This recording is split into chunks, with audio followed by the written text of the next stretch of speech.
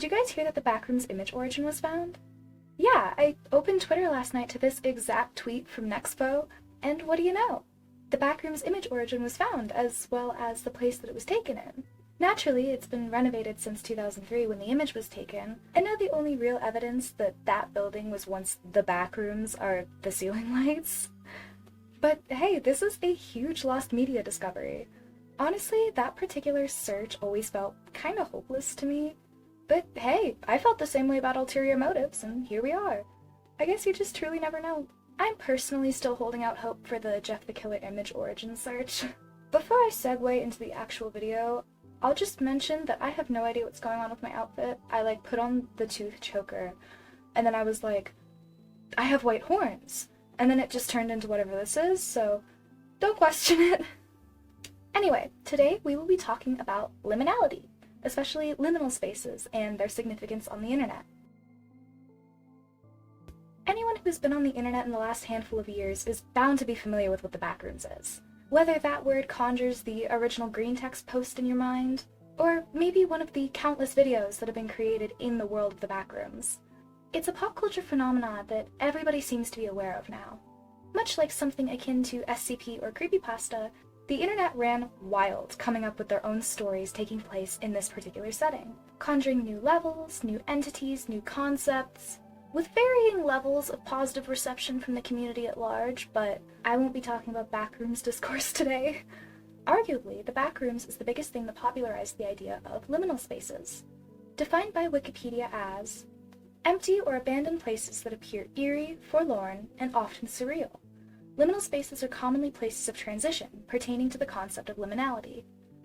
Think like malls, or hotel hallways, or even schools. The liminal space aesthetic, so to speak, has breached the boundaries of just the backrooms, conjuring aesthetics of its own, like dreamcore, or weirdcore, or nostalgiacore, which all share the same sort of motifs. Big, open, isolated settings. I think the creepiness of liminal spaces is really interesting in and of itself. I mean, how many of us have had dreams or nightmares taking place in abandoned places? Shopping malls seem to be a big one for some reason. But hotels, schools, grocery stores, and even abandoned warehouses seem to pop up a lot. It's an instinctive, entirely subconscious human fear. And I think the way that liminal spaces play upon it is really fun. Even despite that, there are a few common motifs that seem to pop up a lot that I'd like to talk about. Have you ever heard the quote, "You can return to the past, but no one is there anymore"? I'm actually not sure where this quote comes from originally, but I see it circulating in a lot of liminal space communities. And there's definitely a reason for that. A lot of people seem to utilize weirdcore or dreamcore, and liminality as a whole as a way to cope with a childhood lost, whatever that may mean to the individual poster. It could be something as simple as one longing for their own past.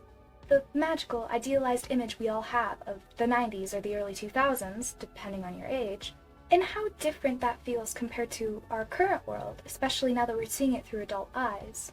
Liminal spaces commonly depict childhood places. Children's museums, children's hospitals, playgrounds, schools, places that many of us haven't been to since we were small, or that may not even exist anymore. Remodels have likely been done to strip away the whimsical 90s and 2000s design choices, leaving these places arrested within photographs and our own memory. Liminality is defined by a lack of people. I have seen the theory tossed around that liminal space horror is based solely within the lack of people. Commonly populated places such as grocery stores or malls being seen completely barren ignites a very particular sort of fear in a lot of humans. It's just you, dimly lit hallways, and places that you can only recall in your hazy childhood mind's eye, and everyone else is gone. There's a common trend in modern horror, and horror as a whole if you really think about it, to play upon childhood nostalgia for fear factor. A lot of times this is done poorly and exaggerated in a way that doesn't make it scary anymore. But liminal spaces do it very subtly. There's nothing inherently scary or outwardly dangerous about these images. Sure, the composition of them can be a bit strange, and sometimes the lighting is a bit dim, but generally speaking, these are just empty places.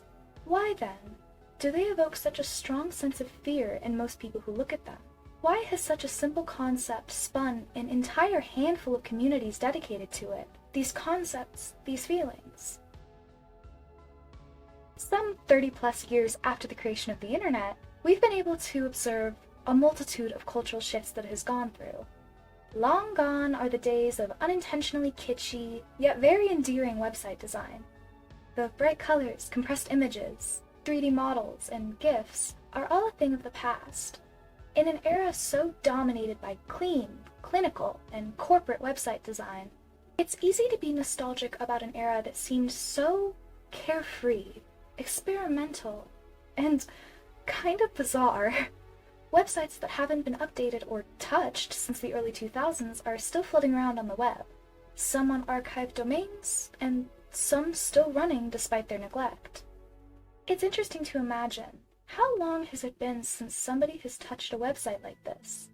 In a vast open-world MMO, for example, like Worlds.com, how long has it been since these barren buildings were filled with people?